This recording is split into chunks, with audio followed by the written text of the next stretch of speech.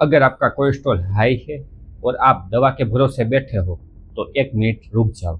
हो सकता है कि रोज हम ऐसी चीजें खा रहे हैं जो हमारे खराब कोलेस्ट्रॉल यानी कि एलडीएल को बढ़ाता है। और हैरानी की बात यह है कि इनमें से कुछ फूड ऐसे भी है जो हम हेल्दी समझकर खा लेते हैं। आज के इस वीडियो में मैं आपको ऐसे 10 फूड बताऊंगा जो आपको कम करना है या तो बिल्कुल ही अवॉइड कर देना है। साथ में ऐसे फूड बताऊंगा जो हेल्दी अल्टरनेटिव बन सकते हैं। इसी वजह से कौन से नहीं खाने हैं वो तो मैं आपको बताऊंगा, लेकिन साथ में आपको कौन से खाने हैं वो भी पता चल जाएगा। तो चलिए शुरू करते हैं। सबसे पहले एक बात समझ लीजिए, हमारे बॉडी में कोलेस्ट्रॉल की जरूरत होती है। सभी कोलेस्ट्रॉल खराब नहीं होते हैं। आपके बॉडी में दो टाइप के कोलेस्ट्रॉल होते हैं, एक अच्छा कोलेस्ट्रॉल यानी कि एचडीएल और एक खराब कोलेस्ट्रॉल यानी कि एलडीएल। जब भी आपके बॉडी में एलडीएल बढ़ता है तो वो जो ब्लड वेसल्स है ना, उस पर वहाँ पर फैट जमा होने लगता है। बाद में वहाँ पर ब्लॉकेज बन जाएगा। तो इसी वजह से हार्ट अटैक और स्ट्रोक के रिस्क बढ़ जाते हैं। और यहाँ पर ही डाइट बहुत ज़्यादा इम्पोर्टेंट बन जाती है। तो ऐसे 10 फूड है जो आपको हाई कोलेस्ट्रॉल है तो आपको ये सब फूड अवॉइड करने हैं। सबसे पहला फूड है deep fried food. Samosa, pakora, kachori, French fry, ये सब फूड ऐसे है जो बार बार एक ही तेल में बनाया जाता है। आप कम खाते हो या तो कभी कभी खाते हो तो कोई प्रॉब्लम नहीं है, लेकिन आप हफ्ते में 2 या तो 3 बार ले लेते हो, डेली खाते हो, तब असली प्रॉब्लम स्टार्ट होता है। डीप फ्राई फूड होते हैं उसमें कैलोरी और अनहेल्दी फैट बहुत ज़्यादा मात्रा में होता है।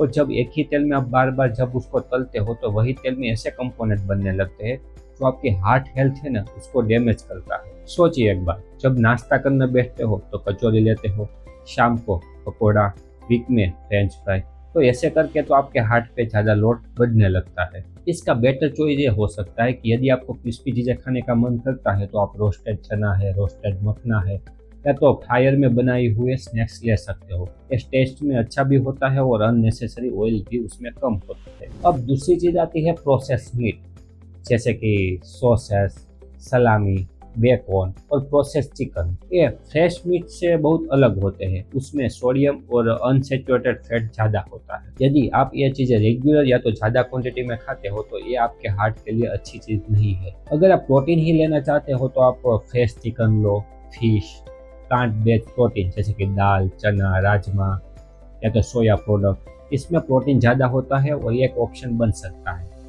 और इसमें अननेसेसरी जो फैट है, प्रोसेसिंग है, वो बच जाता है। अब तीसरी चीज़ आती है बेकरी वाली प्रोडक्ट है, जैसे कि केक है, कुकीज़ है, पफ है, क्रीम वाले बिस्किट या तो पेस्ट्रीज, सारी की सारी बेकरी आइटम जिसमें रिफाइंड कार्ब, शुगर और अनसेचुरेटेड फैट का कॉम्बिनेशन होता है। और जब इस कॉम्बिनेशन की आपको रोज की आदत पड़ जाती है तो वेट के साथ आपका कोलेस्ट्रॉल भी बढ़ने लगता है। आपको ऐसा लगता है कि चाय पीता हूँ, 2 बिस्किट ले लूँगा, क्या मेरे को हार्म होगा।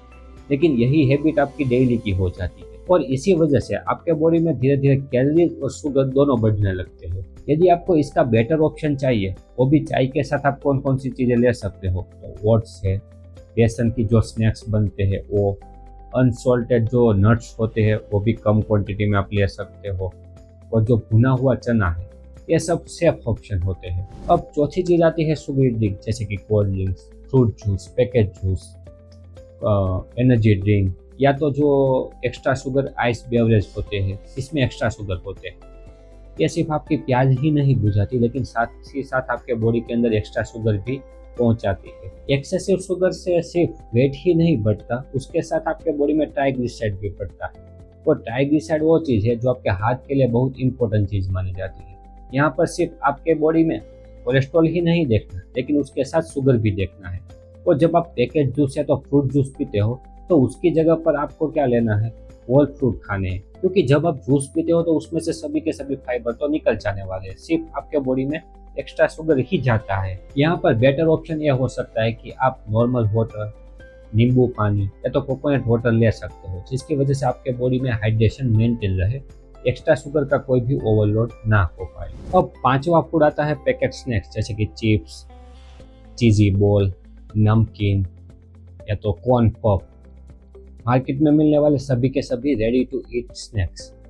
इसका सबसे बड़ा प्रॉब्लम सिर्फ नमक ही नहीं है, लेकिन इन सब में होता है साथ में अनहेल्दी फैट, एक्स्ट्रा सोडियम और रिफाइंड कार्ब। अब सोचिए, जब भी आप टीवी देखते हो तब आप चिप्स का पैकेट लेते हो और आपको लगता है कि मैं थोड़ी सी चिप्स ले लेता हूँ, खा लेता हूँ। लेकिन यहाँ पर प्रॉब्लम क्या होती है, जब भी आप टीवी देखते देखते चिप्स खाने बैठते हो तो आपको पता ही नहीं चलता कि कब तक आपकी चिप्स की पैकेट खत्म हो गई है। और इसे ही बोला जाता है कि माइंडलेस ईटिंग। यहाँ पर आपको भूख नहीं थी, लेकिन आपकी आदत की वजह से आपने एक्स्ट्रा खा लिया, ओवर ईटिंग हो गई है, जिसकी वजह से सिर्फ आपका वेट ही नहीं लेकिन आपके बॉडी में उसके साथ कोलेस्ट्रॉल भी बढ़ने लगता है। यदि आप यहाँ पर बेटर ऑप्शन ढूंढना चाहते हो, क्रंची चीजें खाना चाहते हो, तो आप रोस्टेड चना है, रोस्टेड मखना, बादाम, अखरोट, ये सब चीजें ट्राई कर सकते हो। अब छठा फूड आता है फास्ट फूड, जैसे कि बर्गर है, पिज्जा है, सैंडविच है, फ्राइड चिकन है, मार्केट में मिलने वाले सभी के सभी फास्ट फूड। प्रॉब्लम बर्गर और पिज्जा में नहीं होती है, प्रॉब्लम तब होती है जब आप हफ्ते में एक बार खाते हो, या तो कोई फ्रेंड बोलते हैं चलो खाने चलते हो और आप चले जाते हो हफ्ते में 3 बार, तब प्रॉब्लम स्टार्ट होती है। क्योंकि उसमें होता है रिफाइंड कार्ब, एक्स्ट्रा चीज, क्रीमी सॉसेस और अनहेल्दी फैट, जो एक कैलोरीज का कॉम्बिनेशन होता है जिसमें कैलोरी ज़्यादा और न्यूट्रिशन कम। कई लोग कहते हैं मैं तो सिर्फ वीकेंड को ही खाता हूँ।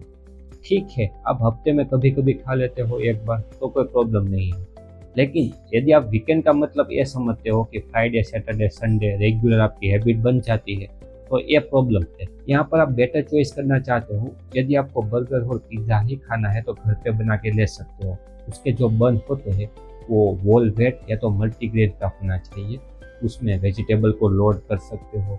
तो चिकन होता है उसको ग्रिल करने के बाद डाल सकते हो, पनीर भी ऐड कर सकते हो, और ये सब चीज़ें आपके लिए हेल्दी बन जाती है। अब 7वीं चीज़ आती है ज़्यादा बटर और ज़्यादा घी। इस वीडियो का मकसद ये नहीं है कि सभी चीज़ें को हम विलन बना देंगे। यदि आपके बॉडी में कोलेस्ट्रॉल ज़्यादा है तो आपको घी और बटर बंद करने की ज़रूरत नहीं है, लेकिन उसकी क्वांटिटी को आपको कम करना पड़ेगा। यदि आपके बॉडी में एलडीएल यानी कि खराब कोलेस्ट्रॉल ज़्यादा आता है तो यहाँ पर क्वांटिटी भी इतना ज़्यादा इम्पोर्टेंट हो जाती है। लोग क्या करते हैं, सोशल मीडिया पे देखते हैं और ज़्यादा घी खाना स्टार्ट कर देते हैं, लेकिन हर किसी की बॉडी डिफरेंट होती है, तो किसी की हेल्थ डिफरेंट होगी, किसी में कोलेस्ट्रॉल ज़्यादा होता है, किसी में मीडियम या तो किसी में बॉर्डर लाइन भी हो सकता है। तो उसके हिसाब से आपको क्वांटिटी को मेंटेन करना पड़ेगा, बिल्कुल ही बंद करने की जरूरत नहीं। अगर आप घी यूज़ करना चाहते हो तो साथ में आपको क्वांटिटी को भी मेंटेन में रखना, फिजिकल एक्सरसाइज और डाइट को भी इतना ही इम्पोर्टेंस आपको देना पड़ेगा। एक चीज़ से याद रखें, ना कोई एक फूड से आपका कोलेस्ट्रॉल बढ़ता है, ना तो कोई एक फूड से आपका कोलेस्ट्रॉल कम होता है, लेकिन आपकी जो पूरी लाइफस्टाइल है ना, उसके अकॉर्डिंग ये सब चीज़ें चलती है। अब 8वीं चीज़ आती है फुल फैट डेयरी प्रोडक्ट, जैसे कि मलाई, हेवी क्रीम, या तो जिसमें ज़्यादा फैट हो ऐसे चीज़।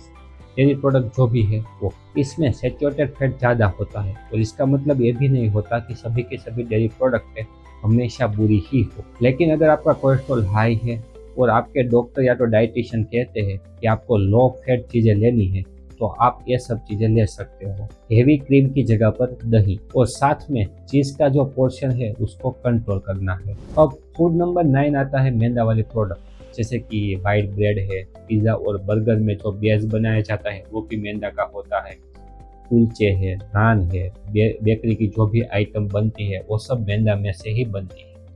तो अब सवाल ये आता है, क्या मैदा के अंदर कोलेस्ट्रॉल हाई होता है? नहीं, प्रॉब्लम तब होता है जब आप मैदा लेते हो तो उसमें रिफाइंड कार्ब होता है, फाइबर बिल्कुल भी नहीं होगे, और जब फाइबर ही नहीं होगे तो आपको बार बार भूख लगने लगती है, और इसकी वजह से यहाँ पर ओवर ईटिंग होता है। तो जब ओवर ईटिंग ही बढ़ जाएगी तो जो भी चीज़ में कोलेस्ट्रॉल ज़्यादा होता है वो भी आप चीज़ें तो खाने वाले हो, और इसकी वजह से आपके बॉडी के अंदर कोलेस्ट्रॉल बढ़ने लगा। मुझे पता है जब भी आप मैदे वाली आइटम लेते हो ना, तो उसमें चीज़, बटर और जो क्रीमी सॉस होते हैं वो एडेड होते हैं, और वही होते हैं अनहेल्दी फैट। इसीलिए अगर आप रोज़ सुबह वाइट ब्रेड के साथ बटर खाते हो, दूसरे दिन आप बेकरी आइटम लोगे, और तीसरे दिन आप बर्गर हो तो पिज़्ज़ा खाओगे, और यही प्रॉब्लम होता है। यहाँ पर बेटर ऑप्शन यह हो सकता है यदि आप चेंज करना चाहते हो तो, जैसे कि होल व्हीट रोटी, मल्टीग्रेन रोटी, ओट्स, दालिया, वाइट ब्रेड की जगह पर ब्राउन ब्रेड यूज़ कर सकते हो। अब लास्ट में आता है एक्स्ट्रा प्रोसेस की हुई फूड, जैसे कि इंस्टेंट नूडल्स है, फ्रोजन की हुई चीज़, रेडी टू ईट तुरंत मील बन जाता है। अभी मार्केट में ऐसे ऐसे पैकेट मिलते हैं जो आपको सिर्फ गर्म पानी में डाल के उसको मिक्स ही करना होता है, तो जिसमें से आपको चीज़ें बन जाती है। अभी मैंने ऐसे भी पैकेट देखे हैं कि सब्जी बन जाती है, तुरंत गर्म पानी में डालो, उसको मिक्स करो, सब्जी रेडी। तो ये सब चीज़ें आपको अवॉइड करती है, क्योंकि उसमें होता है extra sugar, extra salt, refined या तो अनहेल्दी फैट, जो एक कॉम्बिनेशन होता है। सबसे बड़ी प्रॉब्लम ये है कि अब लोग इतना बिजी हो गए हैं, लाइफस्टाइल ऐसी हो गई है कि उसको खाना बनाने का टाइम ही नहीं मिलता।